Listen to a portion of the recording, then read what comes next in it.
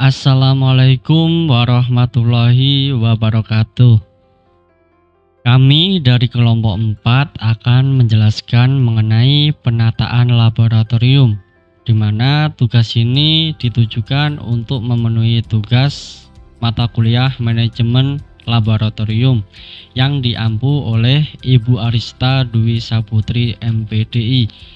Adapun pemateri dari kelompok 4 yaitu yang pertama ada Mbak Khoiria Fatmawati dengan NIM akhiran 17, kemudian ada Muhammad Alwi Yahya dengan NIM akhiran 23 dan juga Alfiatun Nikmatul Husna dengan NIM akhiran 45.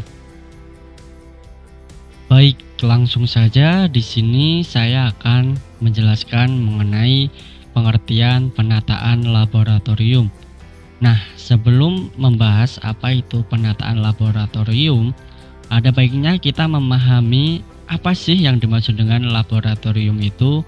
Nah, laboratorium dapat diartikan sebagai suatu tempat di mana dilakukan kegiatan percobaan, kemudian pengukuran, penelitian, atau riset ilmiah yang berhubungan dengan ilmu-ilmu sains, baik itu fisika, biologi, kimia, serta ilmu-ilmu lainnya. Nah, laboratorium itu bisa berupa ruangan tertutup maupun ruangan terbuka. Nah, menurut Jafar Madinah dalam bukunya Rizda Amini, laboratorium itu diartikan sebagai tempat riset ilmiah yang di dalamnya terdapat kegiatan percobaan, pengukuran, maupun riset ilmiah. Nah, ada juga itu menurut Abdul Kafi Asidik. Nah, beliau ini mendefinisikan laboratorium sebagai ruang kerja khusus untuk melakukan suatu percobaan-percobaan yang dilengkapi dengan peralatan-peralatan tertentu. Nah, dari beberapa penjelasan yang saya paparkan tadi, maka dapat diketahui bahwasanya di dalam suatu laboratorium itu terdiri dari berbagai macam bahan maupun peralatan yang tentunya perlu ditata dan dikelola dengan baik. Nah, apa sih tujuannya penataan ini? Nah, hal ini bertujuan agar alat-alat tersebut itu tersusun secara rapi dan lebih teratur sehingga indah untuk dipandang, kemudian mudah dan aman dalam penggunaan, serta peralatan itu menjadi lebih terpelihara dan alat maupun bahan dapat terkontrol jumlahnya atau terhindar dari kehilangan. Nah, kemudian istilah penataan seringkali disebut juga sebagai pengelolaan, pengaturan maupun penyusunan. Nah, pengelolaan laboratorium merupakan suatu proses pendayagunaan sumber daya secara efektif dan efisien untuk mencapai suatu sasaran yang diharapkan secara efektif dan efisien. Nah, oleh karena itu, untuk meningkatkan efisiensi maupun efektivitas, laboratorium harus dikelola dan dimanfaatkan dengan baik. Sebagus apapun suatu laboratorium, jika tidak ditata dan dikelola dengan baik, tentu kurang optimal dalam pemanfaatannya. Nah, jadi dapat ditarik kesimpulan bahwasanya penataan laboratorium adalah suatu proses pengaturan tata letak laboratorium agar alat-alat maupun bahan dapat tersusun dengan rapi, sehingga secara tidak langsung alat maupun bahan itu akan terjaga dengan baik. Nah, adapun beberapa aspek yang perlu diperhatikan dalam pengelolaan laboratorium, yakni dimulai dari aspek perencanaan, kemudian aspek penataan, pengaturan, pengendalian, perawatan, kemudian pengawasan, serta anggaran daripada laboratorium itu sendiri. Nah, kemudian penataan alat dan bahan pada laboratorium ini pada dasarnya bergantung pada fasilitas maupun sarana yang tersedia di laboratorium itu sendiri. Nah, adapun hal-hal yang harus diperhatikan terkait penataan alat di laboratorium ini yaitu yang pertama, jenis bahan dasar penyusun alat tersebut. Kemudian, alat yang terbuat dari logam harus dipisahkan dari alat yang berbahan gelas. Kemudian, aspek bobot benda perlu diperhatikan juga. Kemudian, jangan pernah menyimpan alat-alat yang berat itu di tempat yang tinggi. Hal ini ditujukan untuk mengurangi segala resiko buruk yang dapat terjadi. Baik, itu saja yang dapat saya sampaikan. Untuk materi selanjutnya akan dijelaskan oleh pemateri berikutnya. Assalamualaikum warahmatullahi wabarakatuh. Saya Khoiria Fatmawati dengan NIM 12207193017 akan melanjutkan pembahasan dari Mas Alwi Yahya, yaitu mengenai dasar dan tujuan penataan laboratorium.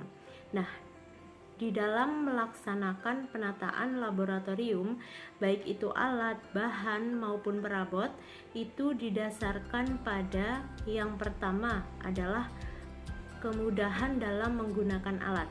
Yang kedua adalah keamanan, yang ketiga adalah kerapian, yang keempat adalah keterawatan, yang kelima adalah pengoperasian, dan yang keenam adalah efektivitas. Penataan alat, bahan, dan perabot pada laboratorium itu sangat bergantung kepada fasilitas yang ada di laboratorium tersebut dan juga kepentingan pemakai laboratorium. Nah, fasilitas yang dimaksud adalah adanya ruang penyimpanan khusus atau gudang, kemudian ruang persiapan, dan juga penyimpanan lain seperti kabinet, kemudian almari, dan juga rak-rak yang ada di laboratorium.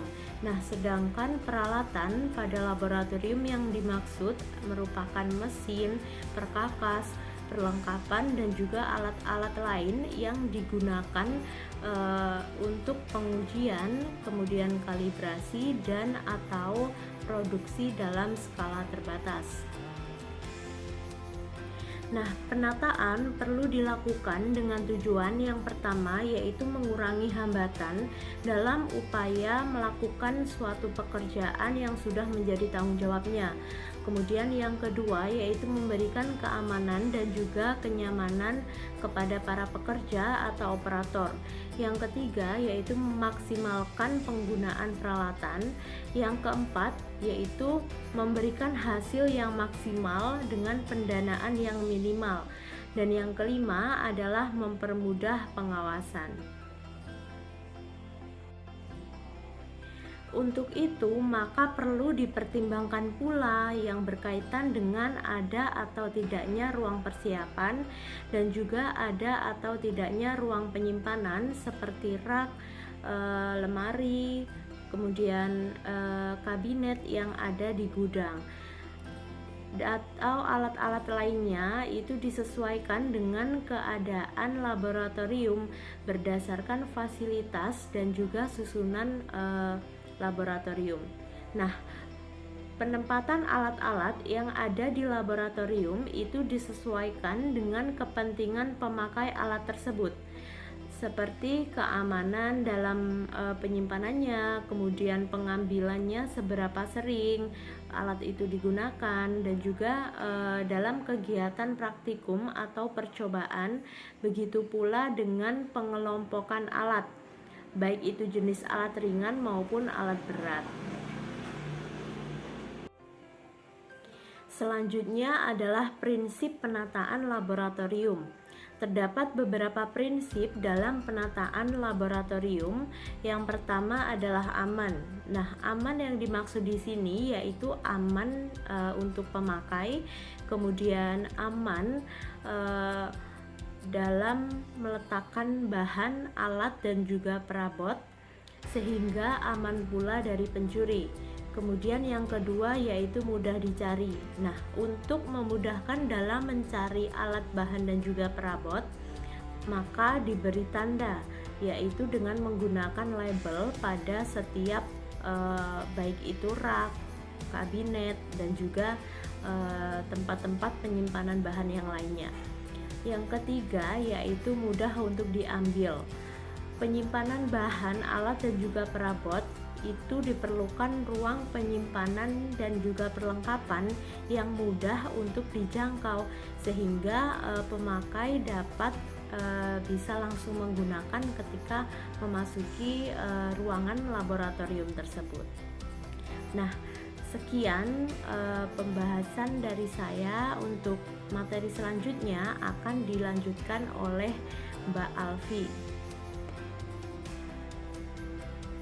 Saya Alfiatur Matul Husna, NIM 12207193045 akan melanjutkan materi dari Mbak Khoeria, yaitu mengenai penataan alat dan bahan laboratorium. Nah, penataan alat yang dimaksud itu merupakan proses pengaturan alat di laboratorium agar terletak dengan baik. Dalam penataan alat tersebut berkaitan erat dengan keteraturan dan penyimpanan maupun kemudahan dalam pemeliharaannya. Nah, keteraturan penyimpanan dan pemeliharaan alat itu tentu memerlukan cara tertentu agar petugas laboratorium atau teknisi dan juru laboratorium tersebut dengan mudah dan cepat dalam mengambil alat untuk keperluan kerja di laboratorium tersebut. Dan juga ada kemudahan dalam memelihara kualitas dan kuantitasnya. Nah, dengan demikian penataan alat laboratorium bertujuan agar alat-alat tersebut tersusun secara teratur, indah dipandang, mudah dan aman dalam pengambilannya. Dalam arti tidak terhalangi atau mengganggu peralatan lain. Nah, terpelihara identitasnya dan presisi alat tersebut serta terkontrolnya jumlah dari kehilangan barang-barang dalam laboratorium. Nah, beberapa hal yang perlu menjadi pertimbangan dalam penataan alat laboratorium yaitu pada cara penyimpanannya. Yang pertama yaitu fungsi alat. Apakah sebagai alat ukur ataukah hanya sebagai penyimpanan bahan kimia saja? Kemudian yang kedua, kualitas alat termasuk kecanggihan dan juga ketelitian. Nomor 3 yaitu perangkat alat laboratorium tersebut. Kemudian nomor 4, nilai atau harga dari alat tersebut. Kemudian kuantitas alat termasuk kelangkaannya. Kemudian nomor 6, sifat alat itu termasuk kepekaan terhadap lingkungan itu bagaimana, seperti itu. Kemudian nomor 7, bahan dasar penyusunan alat tersebut. Dan nomor 8 yaitu bentuk alat atau ukuran alat tersebut. Dan yang terakhir yaitu bobot atau berat alat tersebut. Nah, penataan laboratorium itu berkaitan erat dengan pengelompokan, penempatan, penyimpanan, dan juga kemudahan pemeliharaan dan penggunaannya tersebut. Nah, alat-alat laboratorium misalnya dalam laboratorium ilmu pengetahuan alam dapat dikelompokkan ke dalam beberapa kategori seperti alat kegiatan atau yang dimaksud itu seperti pengamatan dan pengukuran seperti mikroskop, osiloskop, perangkat alat optik, kamera, dan lain-lain. Kemudian yang kedua yaitu alat-alat dasar. Nah, alat-alat dasar ini digunakan untuk melengkapi alat atau perangkat alat percobaan seperti gelas kimia, tabung reaksi, pipa kapiler, dan lain-lain. Dan yang ketiga yaitu alat peraga seperti kit IPA. Nah, termasuk di dalamnya model, torso, insektarium, dan juga alat-alat lain yang serupa. Kemudian yang keempat yaitu karta foto atau bagan. Nah, alat tersebut digunakan untuk menjelaskan sesuatu hal. Nah, kemudian yang terakhir yaitu perkakas dan alat penunjang seperti obeng, alat bor, tang, kemudian catut, gunting, solder, dan lain-lain.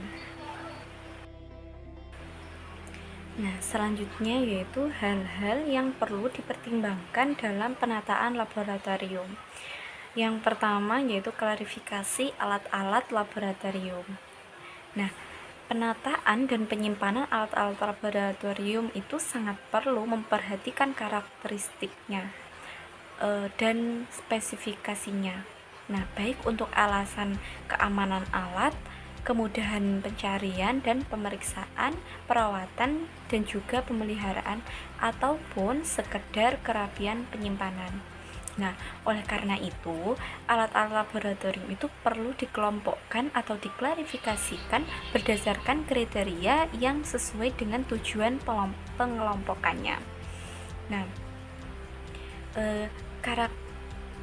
karakteristik atau kriteria klarifikasi alat-alat laboratorium itu diantaranya yaitu bahan pembuatan. Nah, berdasarkan kriteria ini, alat-alat laboratorium dikelompokkan berdasarkan bahan utama pembuatannya, misalnya kayu, plastik, kaca, logam, dan lain-lain. Kemudian yang kedua yaitu massa. Nah, berdasarkan kriteria ini, alat-alat laboratorium itu dikelompokkan berdasarkan bobot dan massanya. Apakah alat-alat itu ringan atau berat? Kemudian bentuk dan volume. Nah, berdasarkan kriteria ini, alat-alat laboratorium itu dikelompokkan berdasarkan bentuk dan volumenya. Misalnya, besar, kecil. Nah, seperti itu. Yang keempat yaitu pabrik pembuat. Nah, berdasarkan kriteria ini, alat-alat laboratorium itu dikelompokkan berdasarkan prosedur atau pabrik yang membuatnya. Nah, pengelompokan ini tentunya menyebutkan nama PT pabrik pembuatan dan di mana letak pabrik tersebut. Kemudian yang nomor 5 yaitu letak dan cara penyimpanannya. Nah, berdasarkan kriteria ini, alat-alat laboratorium itu dikelompokkan berdasarkan letak dan cara penyimpanannya atau cara pemasangannya. Seperti itu. Kemudian yang ke-6 yaitu usia pemakaian. Nah, berdasarkan kriteria ini, alat-alat laboratorium itu dikelompokkan berdasarkan usia pakainya. Nah, usia pakai ini merupakan waktu yang menyatakan berapa lama atau berapa kali alat itu dapat digunakan. Kemudian selanjutnya yaitu konsep fisika. Nah, berdasarkan kriteria ini, alat-alat laboratorium itu dikelompokkan berdasarkan konsep atau materi fisika yang berkaitan dengan konsep fisika tersebut. Nah, misalnya alat-alat mekanika, alat-alat listrik, magnet, dan lain-lain. Kemudian fungsi